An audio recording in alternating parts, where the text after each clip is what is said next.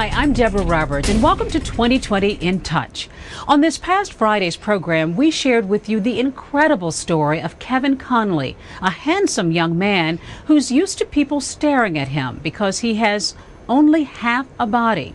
Here's Bob Brown's story on someone who's racing through life without ever looking back.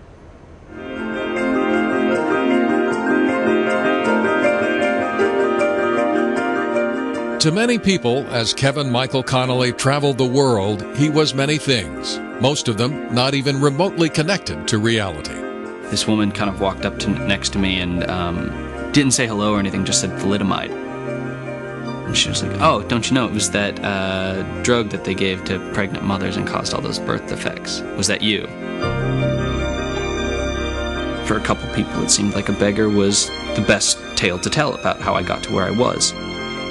By and large, a little kid would instead look at you and just go, oh, wow.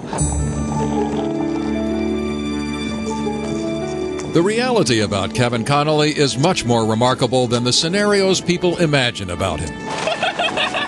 The ride along with him is choppy and a little dangerous and spiked with good humor. And the journey takes you by places you may think you've been until you see them through the art of his camera, from an angle he's known for all the 22 years of his life.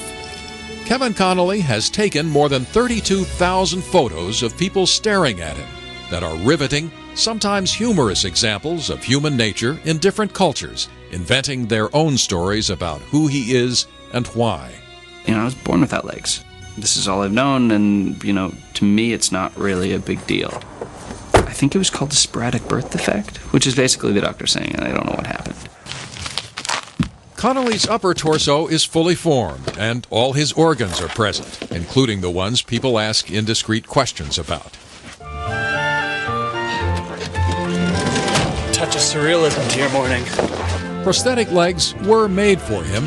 He attends Montana State University, and on this day, he was returning from showing the legs to a group of students, but he doesn't wear them because they make it too difficult to move around. For Halloween, we had them just put against a wall, and so when people opened the door, they'd get candy. It was this glorified, kind of semi-disgusting candy jar. No. Recount your version of events. I saw him skating across a park, and I thought it was kind of incredible. I'd never seen anything like it. His friends have learned Kevin Connolly much prefers being irreverent to being placed on a pedestal. He's just my friend, and I don't try to treat him with any special ways because I know he wouldn't want me to. He was looking for a roommate last year, and the first thing I thought was, well, we're living on the 3rd floor. How are you going to deal with that? Like this. He moves at warp speed, including climbing stairs, by using his hands. He has wheels for tasks that require some additional height. Wherever he travels, he wears what he calls a boot. Well, the boot is fully custom made, and it actually serves two purposes. One is it's basically a shoe. You know, you have a Birkenstock sole, you have a full leather side, you know, just like, you know, what your shoes would be. The other thing that they do is it's a posture correcting device. Inside, he has written the words, "Do not steal," especially if you're a middle-aged woman. When he left it under a bench once to go skiing, 2 women mistook it for something they could use as a flower pot and walked off with it. The skateboard is his preferred means of transportation, and the freedom that has characterized his life, that started at the beginning. My parents made the decision to not put me in a wheelchair or a hospital. They just took me home. In the family photos from his home in Montana, you see a kid who camped out and climbed rocks and skied so well in his custom rig that he won a silver medal in the X Games. But not before he flipped down a mountainside once and broke his jaw on an avalanche fence. And it was sad because it was, I think, 7 or 8 days before I was scheduled to leave for New Zealand for a year. And so I postponed it for a couple days, had my jaw wired shut, and then went. As a student at Montana State University, Kevin Connolly seized the opportunity to study abroad and travel. With his skateboard, he used his time in an exchange program in New Zealand to also go out on his own from town to town, staying in youth hostels. Money he won in the X Games helped finance more travel in Europe. If you can imagine the reaction to Kevin Connolly exploring a new city on his skateboard, in a way, that was what led to this extraordinary collection of work that began on the spur of the moment in Vienna, Austria. You know, I was rolling down a street in Vienna and had just left New Zealand and was by myself having to deal with stares. And you happened to look up, and there was a man staring at you, and you snapped his picture? Yeah. Just like that. You know, I was just kind of sick of being stared at, and I was looking back with my lens. What that lens saw captured a defining moment for him. He liked the photograph, and he began to routinely take pictures of people staring at him as he rolled by on his skateboard. He holds the camera low. It's attached to his wrist by a buckle. He aims it instinctively because he can't look through the viewfinder, and he snaps wide-angle shots from his perspective on the world. As he put it, exploring the compulsive curiosity that in an instant can pull people out of their everyday situations to stare. You know, if I see someone that doesn't look, looks particularly strange on the street, I'm going to stare. You know, I'm not above that by any means. And if I saw a no-legged guy on the street, hell yes, I would stare. This shot was taken in Croatia. Two guys dressed up in Roman gear, and I think they were effectively there for the tourist. There's another shot I have of a police officer in New York City. It's like for that second that they're staring, they're just staring at a legless guy. They're disengaged from their normal sense of authority or their normal, what they're doing. People not only stared at him, but from culture to culture, they made up their own narratives about who he was. In the Ukraine, people thought he was a beggar.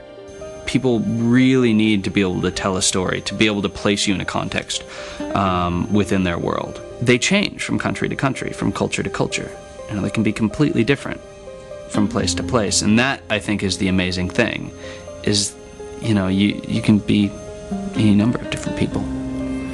He was also mistaken for a holy man or a member of a carnival act. In Romania, a gypsy. In Sarajevo, he says, there was a sadness to the narratives people invented when they saw him in a country where the sight of war victims is still all too common. Because I was just about old enough at the time to be a little kid running where I shouldn't have been. People missing limbs. I mean, it wasn't totally outlandish for me to be there. And so for once, in a very strange way, that narrative that people make up came like that. It was much faster. It was kind of one of those things where I felt in a couple ways that I was capitalizing on this urge for people to make up narratives in their head. And so I was unearthing this history that in some ways I felt like I wasn't sure if I had a right to.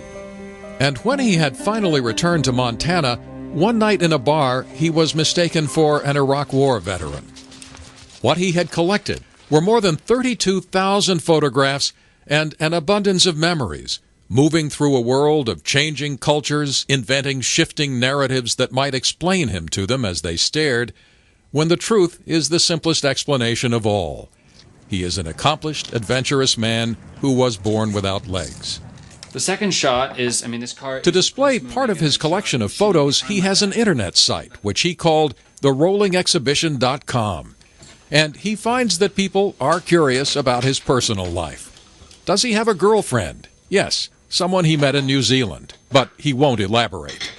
People coming up and asking me questions I'm pretty cool about these days, especially after doing this photography project, where, I can't really get angry if people come up and express that curiosity anymore, because that's what I'm capitalizing on in the project. Nice meeting you. Yes. One of the most common questions is how he uses the bathroom.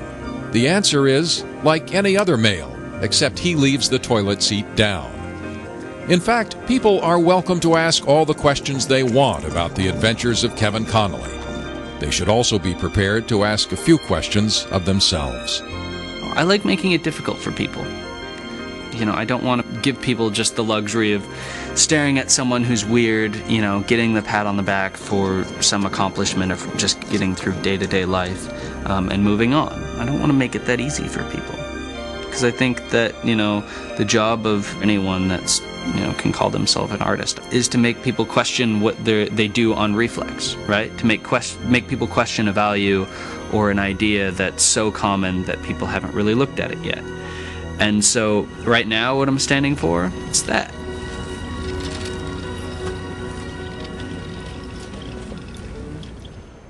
As you might imagine, we got a lot of viewer reaction to Kevin's story, all of it speaking to the inspiration that he is. Bonnie Bell wrote in, "Kevin, anyone staring at you now, it's probably with admiration." Thomas Elliott said, "We with legs should be so lucky to have his spirit and joy for living." Ocean Lover saw a preview for the story earlier in the week and thought it looked interesting and decided to watch. Then wrote in, "Interesting is by far an understatement." Even Kevin's grade school PE teacher saw the story and wrote in about a lot more than just Kevin's torso. Susan Court mentioned, "That ever-pondering brain of yours that said, okay, that's done, what's next?" And Kevin himself wrote to thank everyone for reading, listening, and looking. He says he now has plans to expand the rolling exhibition into a documentary film. We appreciate all your comments, so keep them coming and send them to us here at abcnews.com. We hope you'll watch 2020 on the air every Friday night at 10, 9 Central Time. I'm Deborah Roberts. For all of us here at 2020, we're in touch, so you be in touch.